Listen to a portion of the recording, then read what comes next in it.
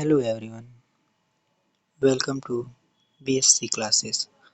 आज हम स्टार्ट करने वाले हैं बीएससी 6 सेमेस्टर की ज़ूलॉजी पोर्शन का टॉपिक, बॉटनी पोर्शन के टॉपिक, जो कि है हमारा सेल बायोलॉजी।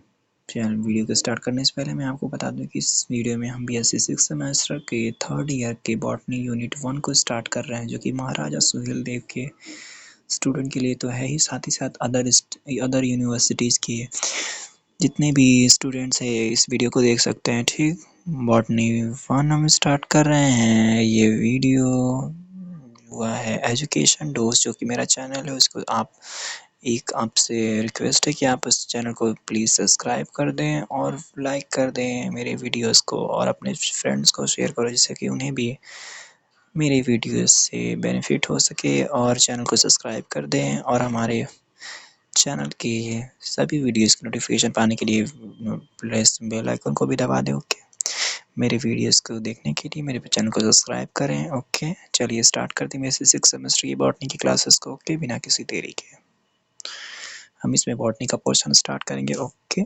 चलिए अब हम देख रहे हैं हमें क्या पढ़ना, हमें पढ़ना है सेल बायोलॉजी। ओके, चलिए सेल बायोलॉजी में हम देखते हैं आज का जो टॉपिक है हमारे पास, वो की है सेल बायोलॉजी और मॉलिक्यूलर बायोलॉजी। सेल बायोलॉजी को ही हम एक और नाम दे सकते हैं, जो भी बोल सकते हैं मॉलिक्यूलर बायोलॉजी। क्यों बोल सकते हैं? क्योंकि मॉलिक्यूलर बायोलॉजी आपको पता होना चाहिए कि जो हमारी बॉडी में सबसे छोटा पार्ट होता है, जो कि सबसे छोटा पार्ट क्या होता है हमारी बॉडी का, उसे हम बोलते हैं, ये सबसे छोटा पार्ट जो होता है वो होता है हमारा सेल। ठीक, इसको मैं बोल सकता हूँ ये क्या है हमारी, ये क्या है, सेल है। ठीक, टोटल हमें इसी की क्या पढ़नी है, बायोलॉजी। ओके, सेल की हमें इसमें पढ़नी है बायोलॉजी। ठीक, उसी को हम बोलते हैं सेल बायोलॉजी। ठीक, एक बार फिर मैं आपको बता दूं, हमें पढ़ना है मॉलिक्यूलर बायोलॉजी में सेल बायोलॉजी। ओके, तो आइए देखते हैं। सारे कंटेंट दिए हैं, इस पर हमें फोकस नहीं करना है। जो हमें मेन पढ़ना है वो ये सभी कंटेंट हैं, जो कि हम इसमें कवर नहीं करेंगे। जो हमारा मेन टॉपिक है उसे कवर करेंगे। ओके, तो चलिए सबसे पहले हम पढ़ते हैं इनके डिस्कवरी के बारे के, सेल के बारे में, और उनके कुछ इम्पोर्टेंट टॉपिक्स। ओके, चलिए स्टार्ट करते हैं। आइए देखिए, चैनल पे आप न्यू हैं तो मेरे चैनल को सब्सक्राइब कर दें और वीडियोस को लाइक कर दें। ओके, चलिए स्टार्ट करते हैं। लिख लेते हैं हम, यहाँ पे पढ़ने वाले हैं हम सेल के बारे में। ओके, चलिए, a structure containing mass of cytoplasm surrounded by semi-permeable membrane called plasma membrane is called a cell. ठीक, it includes a cytoplasm and many cell organelles along with nucleus and nuclear material. ठीक, यहाँ जो बता रहा है कि जो एक सेल होगी उसमें क्या होगा, न्यूक्लियस होगा, न्यूक्लियस के साथ साथ उसकी जो न्यूक्लियर की मेम्ब्रेन भी होगी। ओके, मैं यहाँ पे शॉर्ट फॉर्म का यूज़ कर रहा हूँ क्योंकि मेरे पास अभी ज़्यादा टेक्स्ट लिखने का जगह नहीं है। ठीक है, on the basis of organisation membrane variety and structure of cytoplasmic organelles and complexity of nuclear region, the cells are classified into two types. एक है प्रोकैरियोटिक सेल, एक है यूकैरियोटिक सेल। ओके, और ये दिया था जिसे हम बोल सकते हैं, साइंटिस्ट का नाम हैंस रिन्स ने। ठीक, ये इंपॉर्टेंट है, मैं यहाँ से मार्क कर देता हूँ, आप लोग भी मार्क कर लीजिएगा अपनी नोटबुक्स में। चलिए आगे चलते हैं। ओके,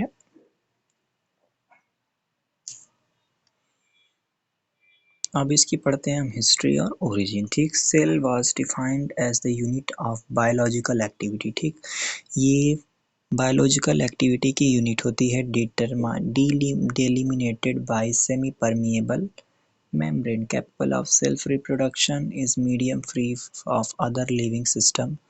जिसको भी बारे में बताया था, इन साइंटिस्ट के नाम आप याद रख लें, तो भी मेन है। मैं इसको मार्क कर देता हूँ कलर से, जो कि आपको याद रखना चाहिए। ठीक है, इनका नाम है लॉय एंड शिकविच, 1963 की ये बात है। ओके, चलिए अब नीचे आते हैं हम। The study of cell has been made possible with the help of light microscope. ठीक, जो सेल की डिस्कवरी है, जो सेल के बारे में है, जो सेल की सारी सभी स्टडीज़ की गई हैं, वो किसकी मदद से हुई है, ये भी बहुत मेन टॉपिक है। इसको मैं इस बार इसको हाईलाइट कर देता हूँ। इसको हम बोलते हैं माइक्रोस्कोप। सिर्फ माइक्रोस्कोप में भी कौन सा माइक्रोस्कोप? Light microscope. ओके, चलिए। रॉबर्ट हुक 1665 में इन्होंने हेल्प ऑफ लाइट माइक्रोस्कोप से डिस्कवर किया था सेक्शन ऑफ कॉर्क को, जो कि मेड बना हुआ था स्मॉल कैविटीज राउंड। अब मैं एक बार ये आपको यहाँ पे डिस्क्राइब करके बता देता हूँ, ठीक है। आइए हम बना लेते हैं वो फिगर जो कि रॉबर्ट हुक ने देखा था। इसमें एडिशनल कलर में ब्राउन लेता हूँ, क्योंकि जो कुछ ऐसा रॉबर्ट हुक ने बताया था।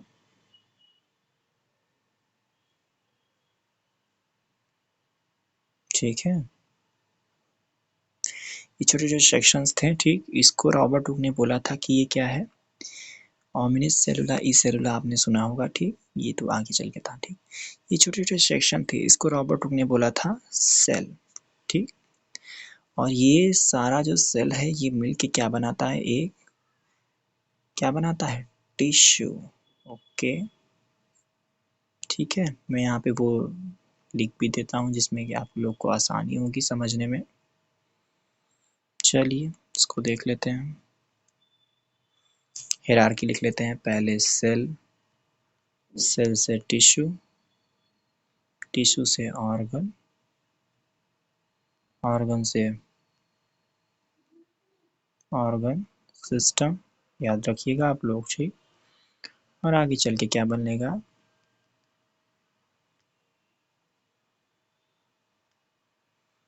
जो कि ऑर्गेनिज्म बन जाएगा। ठीक है, ऑर्गेनिज्म या ह्यूमन। ठीक है, आप लोग इसको याद रखिएगा। चलिए अब आ जाते हैं, इसमें और मेन टॉपिक्स दिए हुए हैं, उसे हम कवर कर लेते हैं। चलिए स्टार्ट करते हैं। इसके नीचे दिया हुआ है, हमें पढ़ना है और साइंटिस्ट के बारे में। इसमें देख लेते हैं, दिया है, देखिए ध्यान से देखिएगा। इसमें discovery that section of cork is made up of small cavities surrounded by forms wall, he use the term cell. जो छोटे छोटे सेक्शन मैंने आपको यहाँ दिखाए थे, उसे क्या बोला है रॉबर्ट हुक ने, सेल बोला है। ओके, चलिए letter investigation on texture a piece of cork. Cork देखिए बहुत ही मेन और बहुत ही इसमें इम्पॉर्टेंट है, मैं आपको बता देता हूँ, देखिएगा ध्यान से। इसमें जो कॉर्क है इसको देखिए ध्यान से, यहाँ पे ऐसे बॉटल का स्ट्रक्चर है। ठीक, ये बॉटल जो थी, सॉरी लगता है शीट बड़ी नहीं हो रही है। ओके, मैं इसे बड़ा कहता हूँ। चलिए मैं आपको बता दूं, जैसे कि ये बॉटल था। ठीक, ठीक है, कॉर्क का स्ट्रक्चर कोई बताता नहीं, बट मैं बता देता हूँ। ओके, ये जो बॉटल का ढक्कन है इसी को रॉबर्ट हुक ने बोला है कॉर्क। ठीक है, ये के है। ठीक, अब ये जो कॉर्क है ये बना हुआ है, किससे बना हुआ है, वुड से। ओके, तो ये बना हुआ है लकड़ी का, ये ध्यान रखिएगा। ओके, उसी को रॉबर्ट हुक ने यहाँ बोला है, इसी को रॉबर्ट हुक ने बोला है कॉर्क। ओके, चलिए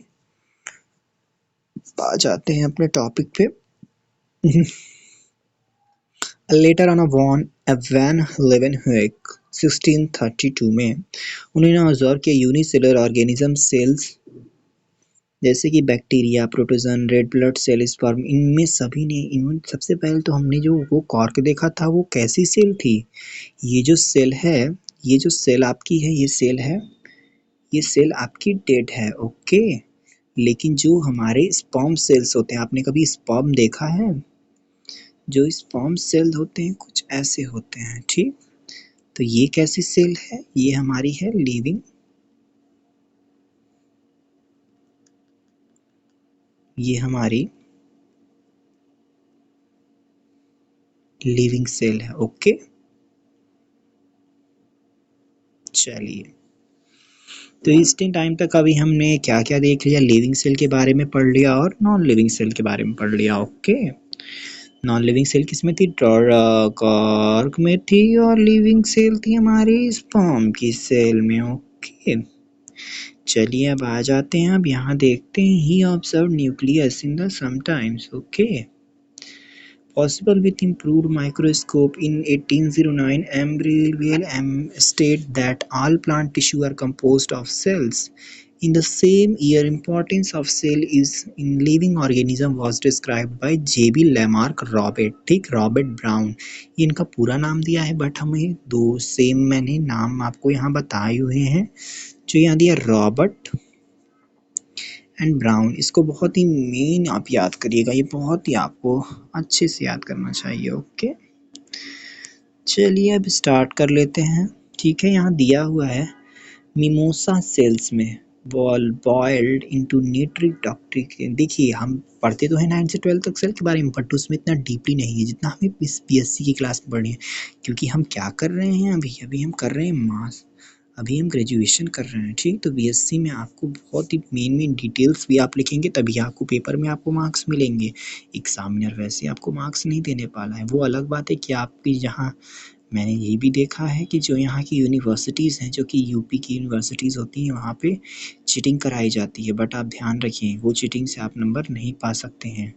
बहुत सी यूनिवर्सिटीज़ हैं, बच्चे वहाँ पे तमाम पैसे देते हैं और उनकी कॉपियाँ तक लिखा जाती हैं, बट जो चेक करने वाला होता है उससे वो जान जाता है कि क्या नकल से हुआ है और क्या अकल से। ठीक, तो यहाँ आप दिमाग लगाएं, इसलिए आप अपनी पढ़ाई पे फोकस करिए इस टाइम, नकल के भरोसे बिल्कुल ना रहें। ओके, अगर नकल करेंगे तो आप किसी काम के नहीं रह जाएंगे, आगे चल के गुजर बसर करना है आपको तो पढ़ा के भी कर सकते हैं। ओके, चलिए to separate the cells to conclude that organic tissues are composed of globular cells united by simple adhesive forces. All living organisms are composed of cells was sustained by Schwann T. Schwann का नाम आपने सुना होगा, Schwann याद रखिए, zoologist थे। After examining variety of animals and plant tissue, इन्होंने animal और प्लांट टिश्यू दोनों पे वर्क किया था। ओके, चलिए अब यहाँ देख लेते हैं, इसका डायग्राम दिया है। इस डायग्राम में हमें पढ़ना है बैक्टीरियल सेल के बारे में। ओके, यहाँ हमें पढ़ना है बैक्टीरियल सेल के बारे में। बैक्टीरियल सेल को थोड़ा डीपली देख लेते हैं। बैक्टीरियल सेल यूजुअली देखिए बिल्कुल ऐसे चारों तरफ से घिरा हुआ है, बीच बीच में इसके न्यूक्लियस है, प्रोटीन के मॉलिक्यूल से, फैट का ड्रॉपलेट है, पॉलीजोम्स भी है यहाँ पे, 70s का राइबोसोम है, सेल वॉल है इसकी, पिल्लाई भी है। पिल्लाई जो उसकी जो बाहर की जो सीलिया और फ्लैजिला की लाइनिंग है उन्हें यहाँ पे पिल्लाई बोला है। न्यूक्लियाइड जो कि नेक है, जो कि यहाँ पे क्या है, न्यूक्लियाइड जो है कि न्यूक्लिड सर्कुलर डीएनए है, उसे हम बोलते हैं न्यूक्लियाइड, जो कि सर्कुलर डीएनए होता है, जो कि नग्न है बिल्कुल। ठीक, सेल मेम्ब्रेन है with respiratory enzyme. Cell membrane में देखिए यहाँ पे छोटे छोटे रिस्पिरेटरी एंजाइम है, जो कि यहाँ पे किसकी फॉर्मेशन कराएंगे, या किसका यहाँ पे एंट्री कराएंगे, O2 की एंट्री, जो कि ऑक्सीजन होती है। ठीक, सॉलिड फ्लैजेलम है इसका जो फ्लैजेला है वो कैसा है, सॉलिड है, बिल्कुल लचीला नहीं है। ओके, ट्रांसफर आरएनए भी यहाँ पे है, साइटोप्लाज्म जो बिल्कुल सब कुछ अंदर है इसके। ठीक, 30 इसकी सब यूनिट है राइबोसोम की। ओके, मैसेंजर आरएनए भी है यहाँ पे, और 50 सब यूनिट ऑफ राइबोसोम भी प्रेजेंट है। ओके, प्रोटीन मॉलिक्यूल भी यहाँ प्रेजेंट है, ही मैं बता चुका हूँ आपको। ठीक, तो ये बैक्टीरियल सेल के बारे में आप बिल्कुल पढ़ लीजिएगा। इसका डायग्राम अगर आप नहीं बनाएंगे तो आपको मार्क्स आपके एग्जाम में नहीं मिलने वाले हैं। ओके, अगर आपको मेंशन है तो आपको इसको ड्रॉ करना पड़ेगा। ओके, अब हम आ जाते हैं इसके नीचे से कंपोनेंट्स और मेनली डिफरेंसेस बताए गए हैं यहाँ पे, उसको पढ़ लेते हैं। ओके, चलिए प्रोकैरियोटिक सेल क्या होता है। Prokaryotic cell are the most primitive cell, have simplest structure organization. It has a single membrane system. इसमें जो मेम्ब्रेन होती है वो कैसी होती है, सिंगल मेम्ब्रेन सिस्टम होती है। जैसे कि मैं आपको यहाँ बता दूँ, जैसे प्रोकैरियोटिक सेल आपने देखा ही, ठीक, वहाँ पे आपने देखा नेक्ड था। क्या नेक्ड था, न्यूक्लियोइड। क्या नेक्ड था, न्यूक्लियोइड जो था वो नेक्ड था। ठीक है, जब यही नेक्ड है तो इसमें कैसी मेम्ब्रेन होगी, सिंगल मेम्ब्रेन, ऐसे मैं लिखता हूँ। ओके, चलिए they include bacteria, virus, blue green algae. Mycoplasma rickettsia, spirochetes, cyanobacteria और ब्लू ग्रीन एल्गी। ठीक है, दोनों सेम नाम है, आप इस पे ध्यान दीजिएगा। ब्लू ग्रीन एल्गी जो है और साइनोबैक्टीरिया दोनों क्या हैं, दोनों सेम है। ओके, ये क्या हो गया, चलिए अब यहाँ पे देखते हैं of higher plants type has evolved prokaryotes. ठीक, और इंक्लूड मोनेरा। मोनेरा में जो क्या आता है, प्रोकैरियोट्स, ये आपने पढ़ा होगा क्लास 12th में, टॉपिक होता है उसमें हम पांचों किंगडम के बारे में पढ़ते हैं। ठीक, तो ये जो है मोनेरा है वो प्रोकैरियोटिक किंगडम में ही है, जो कि प्रोकैरियोटिक का होता है। ओके, चलिए अब हम पढ़ते हैं यहाँ पे the size of prokaryotic cells ranges between 1 to 10 micrometer, nanometer sorry.